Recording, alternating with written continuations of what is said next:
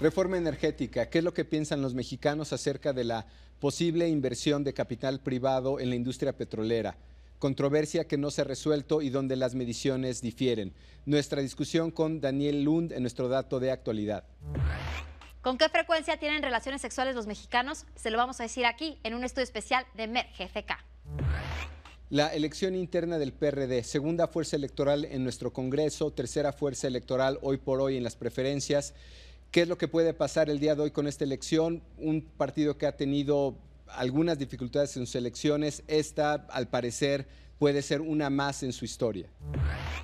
Partes Usadas, una película que se va a estrenar próximamente. Hablamos con el director que nos platica sobre el fenómeno de migración que se trata en esta película. Derechos de propiedad en México. ¿Cómo están? Segunda entrega, un indicador que nos debería de preocupar, número 68 entre 115 países. Esto es Opinión Pública, Francisco Abundis y Viviana Belsazo. Comenzamos.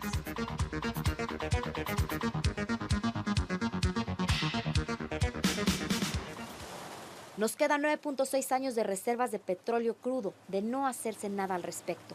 Esto lo informó Pemex en su informe de reservas de hidrocarburos a enero del 2007. Las advertencias están ahí. Las reservas probadas de hidrocarburo disminuyeron 5.8% durante el año pasado. Se restituyen únicamente 4 de cada 10 barriles que se sustraen. Pemex sufre una caída de producción en su principal yacimiento de Cantarell, que históricamente había aportado el 60% de la producción petrolera del país. Necesitamos tecnología, además de una estructura financiera que permita descubrir y explotar las reservas del crudo del futuro. Y para esto es indispensable una reforma energética. Desafortunadamente, nuestros legisladores están en asuntos más importantes para ellos. Un tema de mayor relevancia, un tema fundamental en la discusión de estos días es qué va a pasar con la industria petrolera de este país, cuál es la posición de los mexicanos y donde, por cierto, los datos que tenemos durante los recientes días no coinciden. Dan, ¿tú qué opinas de estos datos? Creo que los datos pueden ser reales y pueden ser útiles, pero no tenemos una propuesta concreta sobre la mesa. Y sin una propuesta concreta no podemos medir con ciencia lo que es la opinión pública. Ahora, algunos creemos que independientemente del encuadre que se le ponga a este tema tiene una carga valorativa que se asocia mucho con nacionalismo.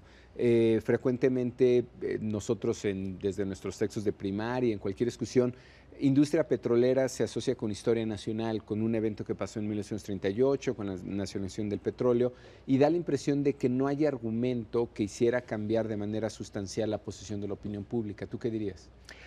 Bueno, eso es muy interesante. Si el argumento es que hay que apurarnos porque hay un peligro de estar atrasado, este no es muy convincente porque el petróleo no se pudre. Y además el precio ahorita en el mercado por el petróleo que vendemos es muy alto. Entonces el argumento que hay que apurarnos no suena muy convincente. Claro. Ahora, también como investigadores, algunos diríamos que este no es necesariamente un tema de opinión, que hay algunos temas como pagar impuestos, por ejemplo, que no se le deberían necesariamente de consultar a la gente. Si tú le preguntas a la gente si quiere pagar más impuestos, te va a decir que no. Si tú le preguntas algo como este tema a la gente que tiene una carga valorativa, probablemente te va a decir que no está de acuerdo. Pero eso en todo caso es irrelevante. Lo importante es qué pasa con esta política pública en el país. Pues hay un sentido que hay una propuesta, pero no está clara, no está sobre la mesa. Es como esperar hasta ver hasta qué punto el Congreso está dispuesto de apoyar una reforma o hasta qué punto la opinión pública, y de esconder los detalles o no tener listos los detalles de una propuesta no sirve para una reforma de tanta importancia. Claro. Y finalmente habrá que decir que en algunas reuniones que hemos estado tú y yo, Dan, con corresponsales extranjeros, da la impresión de que ellos están más preocupados incluso que nosotros o que algunas autoridades dentro del gobierno mexicano por esta reforma. Bueno, los extranjeros casi siempre piensan que van a tener al inicio una propuesta concreta, que puede ser la manera de debatir y medir opinión. Y parece que no es el asunto en este momento aquí en México. Muy bien, Dan, pues veremos cómo sigue la discusión en los siguientes días, que seguramente vamos a ver más mediciones y más datos de este tema. Vayamos a nuestro siguiente dato de actualidad, una elección que se está llevando a cabo el día de hoy en este país, de lo que podría ser la segunda, tercera fuerza electoral el día de hoy. El PRD está en la atención máxima por las próximas elecciones internas para elegir al dirigente nacional de su partido. En especial, son dos grupos los que se pelean el poder, los que están con Jesús Ortega y los que están con Alejandro Encinas, estos últimos íntimamente ligados a Andrés Manuel López Obrador. Alfonso Ramírez Cuéllar se encuentra también en la contienda y ha hecho acusaciones severas acerca de cómo Alejandro Encinas ha logrado que se les imponga un tributo forzoso a los empleados públicos para financiar a su corriente. Los proyectos de los candidatos son distintos. Jesús Ortega y Alfonso Ramírez Cuéllar hablan de una izquierda moderada para lograr consensos, mientras Alejandro Encinas lleva la lucha de Andrés Manuel López Obrador. Si no, solo recuerde quién estaba al frente del gobierno de la ciudad mientras AMLO realizó su plantón en el Paseo de la Reforma. El día de hoy el PRD está llevando a cabo la que puede ser una elección particularmente polémica, controversial, controvertida, y miren que el PRD se caracteriza por tener procesos complicados. Bueno, parece que el día de hoy va a ser, puede ser, veremos qué sucede al final del día y qué pasa durante la semana, algo particularmente complicado. ¿Cómo ves el proceso, Dan? Bueno, el PRD es un partido nuevo, pero es más que un partido, es un movimiento alrededor y dentro de un partido. Este no es raro en la historia de los partidos. El Partido Demócrata en los Estados Unidos fue formado al final del siglo XVIII en una serie de movimientos en contra de lo que era el Partido Único. El Partido Republicano en los años 40, 50 fue formado de un movimiento de abolicionismo en contra de la esclavitud. Partidos muchas veces tienen periodos largos de gestación en donde tienen vínculos muy fuertes con movimientos. Ese quiere decir, sea demócratas, republicanos o periodistas, que su partido es muy complicado y el proceso no es un proceso suave. Fácil. Ahora, da la impresión que estamos hablando de posibles ganadores, ¿no? Pero como tú y yo sabemos, es una elección muy difícil de medir. Hace un año medimos la elección de el ex senador Jackson contra la actual presidenta Beatriz Paredes y pudimos tener un estimado porque había de 16,000 consejeros, teníamos una muestra de 10,000. Cuando quisimos medir el PAN, pudimos medirlo entre militantes y adherentes, pero da la impresión que este padrón de 6 millones de perredistas, un poco entre difusos y difíciles de encontrar, nunca fue un padrón claro para hacer una medición clara y que realmente llevamos una cantidad de días, un tiempo, haciendo especulaciones sobre qué va a pasar el día de hoy. Exacto. En 98 la elección dentro del PRD fue muy complicado, pero al final era posible de arreglar. En 2002 tú y yo compartimos algo de lo complicado que fue, pero fue una manera de arreglar. Vamos a ver, va a ser un proceso complicado, pero estoy de acuerdo. De anticipar con precisión lo que está pasando, no podemos. Bien, pues por el bien del país y de esta fuerza política esperamos que resuelvan sus diferencias y que el ganador sea tal cual, con un margen de diferencia amplio, que eso sirve para las elecciones, y el perdedor reconozca, quien quiera que sea. Esto fue el dato de actualidad con Daniel Lun. Regresamos.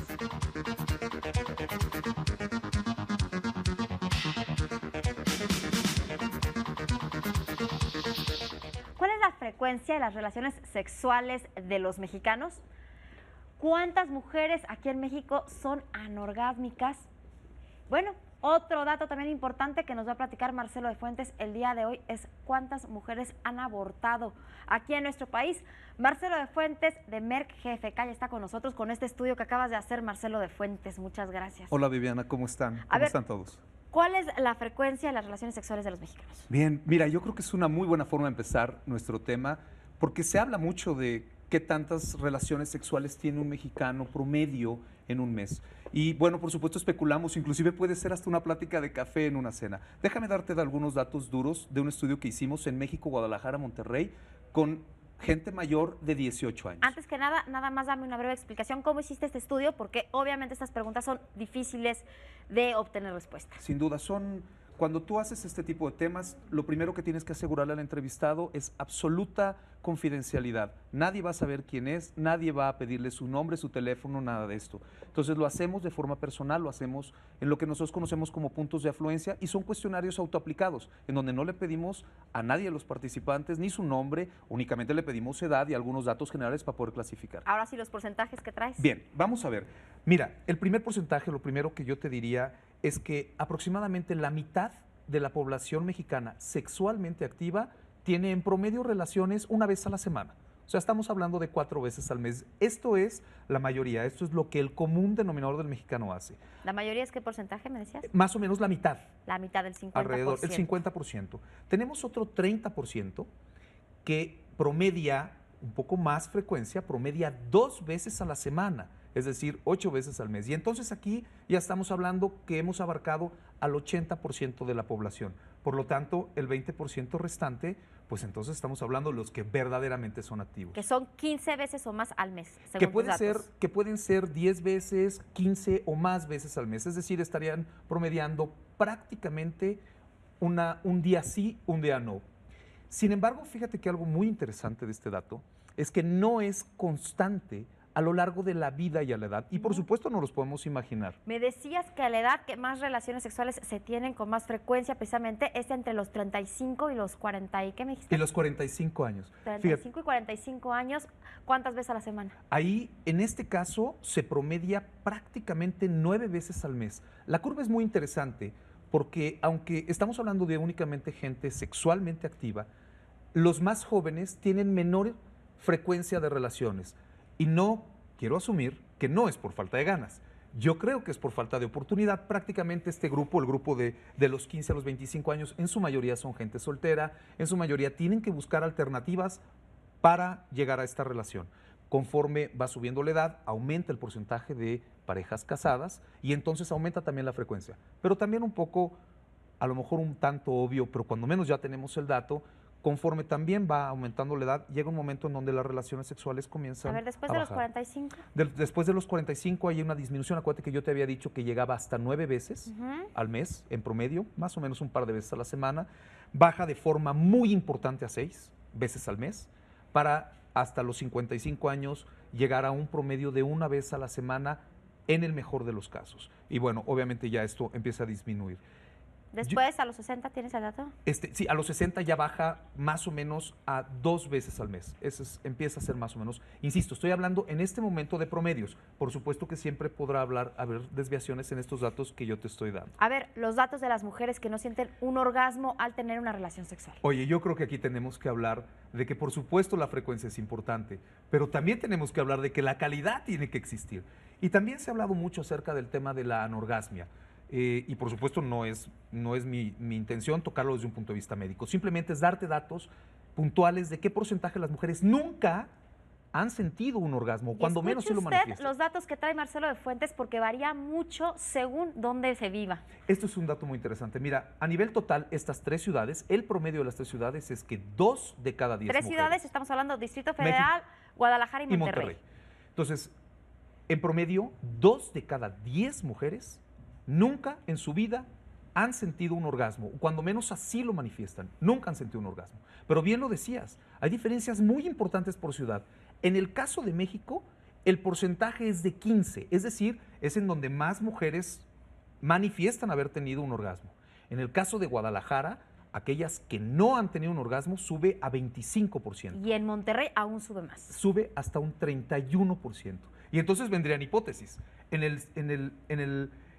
el entendido de que no podríamos estar esperando de que físicamente fueran distintas las mujeres de México, de Guadalajara y Monterrey, insisto, esta es una hipótesis, lo que sí podríamos entonces es generar otra. Es decir, puede haber un contenido social, cultural detrás de esto que está haciendo que los datos de las mujeres de provincia crezcan en este gran problema que es la anorgasmia. Recuerden, estoy hablando de mujeres que manifiestan nunca en su vida haber tenido un orgasmo. Marcelo, nos quedan 30 segundos, nada más dame los datos del aborto que tienes. Oye, mira, ese dato es un dato verdaderamente importante.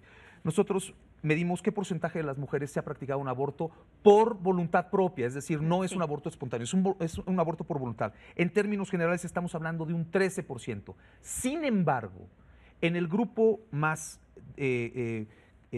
en el grupo de 36 a 45 años, es decir, cuando ya has acumulado un cierto tiempo de vida, este dato llega a 22%. Por ponerlo en contexto, estamos hablando que 1 de cada 5 mujeres se ha practicado alguna vez en su vida un aborto de manera voluntaria. Una cifra altísima y realmente muy alarmante. Altísima, y que hoy se está hablando mucho de todo este tema en los medios de comunicación.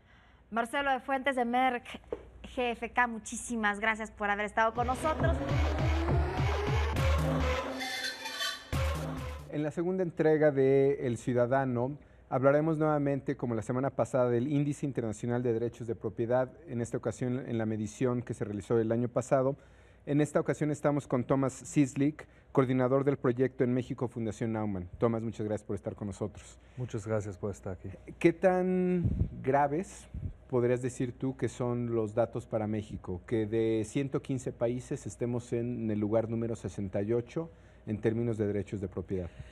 Para un país que es miembro de la OECD, de los países más importantes de la economía mundial, es realmente una vergüenza estar tan bajo en este índice, compitiendo con países como Malawi, como Burkina Faso, y yo pienso muchas personas no saben dónde están estos países africanos. Y por eso yo pienso deberíamos analizar los resultados, y esta es realmente una demanda a los partidos políticos para mejorar la situación sobre el tema de los derechos a la propiedad. Así es. Ahora, esta medición que toma en cuenta varios indicadores, vemos que no es homogénea para México. Por ejemplo, que estamos mejor en términos de propiedad física, tenemos 5.8 en una escala de 5 a 10, pero lo más grave es que en Estado de Derecho tenemos 4.1 y en un lugar intermedio estamos en propiedad intelectual, 4.1 Estado de Derecho y 5.1 en propiedad intelectual. Me llama la atención porque quiere decir que somos más seguros en algunas cosas y no tanto en otras, acaba impactando finalmente en inversión extranjera. Sí, entre otras cosas, creo. Sí, sí, claro. Bueno, eso es normal que siempre analizan esos 3 rangos, esas 3 categorías, y en algunos México está mejor, rando la situación por la presión también de las empresas extranjeras que quieren garantías para su propiedad en México. Entonces, ese es un impacto positivo finalmente de este índice, y yo estoy muy optimista que ahora los diputados lean, analizan y buscan maneras para mejorar finalmente las otras categorías. Veíamos con Alberto Saracho de IDEA la semana pasada que incluso estamos por detrás de países como la India o China, que en principio son países que son muy conocidos por todos sus productos de piratería. Pero si sucede que esos países tienen mejores derechos o están por arriba en esta escala que México, sería otro motivo de preocupación, por hablar de un esquema comparado, por no hablar de que estamos por debajo de Brasil, Salvador, Rumania o Colombia. Correcto, correcto. Y muy importante es, no obstante de la piratería. Piratería es un problema muy difícil, porque finalmente toda la gente quiere comprar muy barato su DVD en la esquina del metro. Pero yo pienso más la piratería es más peligroso en la copia de los derechos de las empresas que quieren vender su producto. Y finalmente, si alguien no puede vender su producto, debe despedir sus empleados. Y este es un riesgo fundamental. Okay.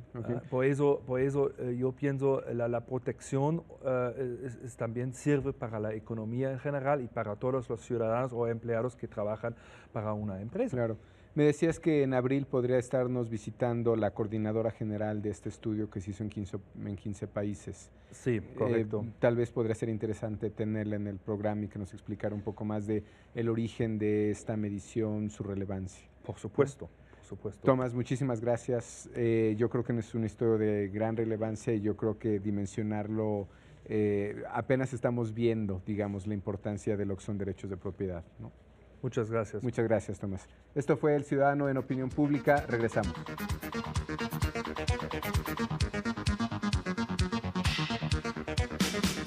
I'm the king of the USA. No hagas muchas travesuras, ¿eh?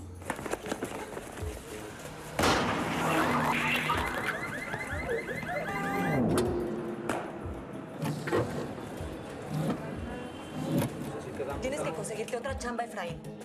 Yo sola no me doy abasto. Si quieres puedes chambear conmigo. Refacciones Aldana, buenas tardes. Estoy trabajando en una refaccionaria. ¿Y qué es ahí? Pues consigo partes de coches y las reparto. Si Dios quiere, estamos en el gabacho en mes y medio, 2 meses. Amén.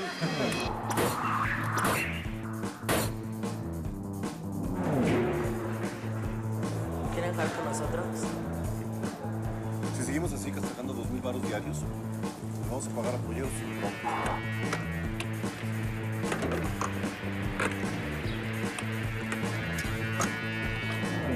¿Es usted nada más? No, yo y mi sobrino.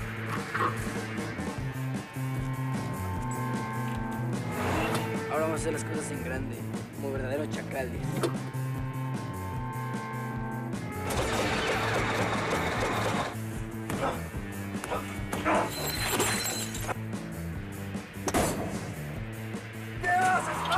Estás muerto, cabrón.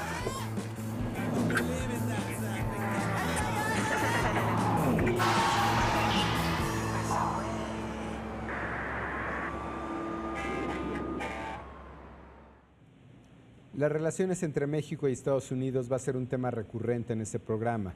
Hemos cubierto las elecciones en Estados Unidos, las actitudes de Estados Unidos hacia México, las actitudes de México a Estados Unidos y en medio de todo esto un tema fundamental, migración.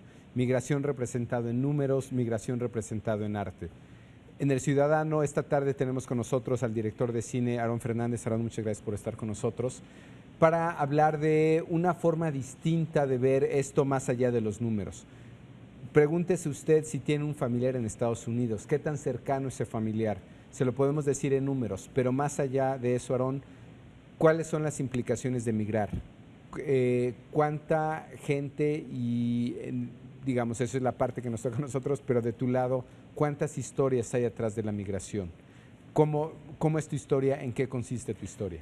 Pues mira, mi película que se llama Partes Usadas, que se estrena el próximo 11 de abril, trata, es la historia de un señor que se llama Jaime y su sobrino que viven en el Distrito Federal y tienen ambos este sueño dorado, ¿no?, de irse a vivir a Estados Unidos, a Chicago, tienen un familiar allá, pero no tienen los recursos suficientes para pagarle al pollero, ¿no?, que los pueda hacer pasar ilegalmente.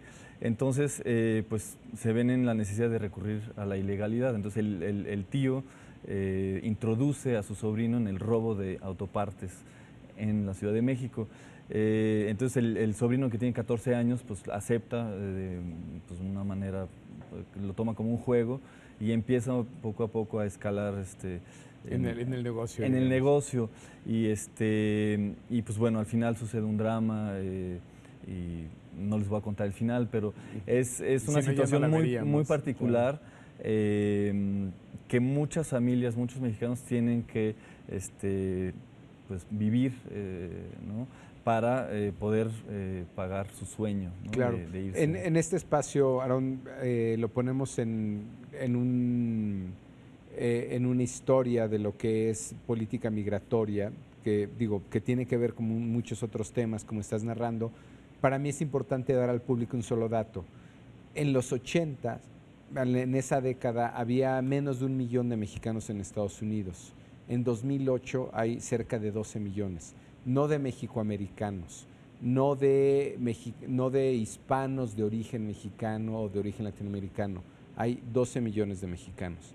Es decir, uno de cada 10 aproximadamente mexicanos ha migrado a Estados Unidos. Esto no es un tema menor. En los últimos 6, 7 años, el promedio de migrantes es de 400,000 al año. La historia de la que tú estás hablando, Aarón, es una historia puesta en estos números a través del medio que sea, ¿no? Y es una historia muy particular, pero creo que representa la vida de muchos mexicanos. De muchísimos. Yo creo que los mexicanos ya lo tenemos en el ADN, casi, ¿no? Esta cuestión de la migración. En el caso de mis personajes, pues tienen que recurrir al robo de autopartes pues para pagar al pollero, ¿no? Claro. Hay gente que, pues, no sé, hipoteca su casa o vende su coche o lo que quieras, ¿no? Pero en el caso de mis personajes es gente que no tiene muchos recursos, entonces tiene que recurrir a la ilegalidad. Para nosotros representaría una forma de ver de manera cualitativa cosas que nosotros vemos en números. Claro. Aaron, muchísimas gracias. Gracias a ustedes. Yo creo que seguirás en estos temas de fenómenos sociológicos y espero nos puedas acompañar nuevamente Con en mucho otra gusto. ocasión. Esto fue El Ciudadano en Opinión Pública. Regresamos.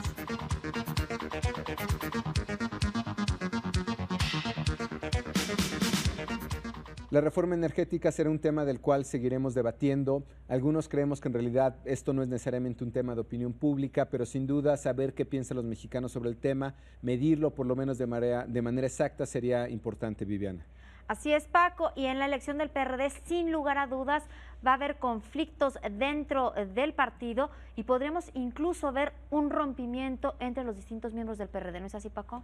Por el bien del país y de este partido, esperemos que se unifique como fuerza, pero veremos cuál será el resultado y si el perdedor está dispuesto a aceptar lo que sea finalmente lo que puede ser la elección más complicada de este partido. Y además, como analizamos en este programa, yo creo que sí es de preocupación ver cómo está nuestro Estado de Derecho según este estudio sobre indicadores de derechos de propiedad. Si bien estamos en el lugar número 68, que tengamos de calificación 4.1 en una escala de 1 a 10 en temas de nuestro sistema legal, creo que debe preocupar a los mexicanos, Viviana. Así es, y hablando de las relaciones sexuales, incidencia de relaciones sexuales en los mexicanos y cuántas mujeres se han practicado abortos, quedó un dato muy importante. Más de la mitad de las mujeres que se han realizado un aborto dicen estar arrepentidas de ello. Datos de opinión, datos para analizar, datos para conocernos mejor. Esto fue Opinión Pública, los esperamos la semana que entra, 6 de la tarde, domingo. Viviana, buenas noches. Buenas noches, Paco, que descanse, que la pase bien.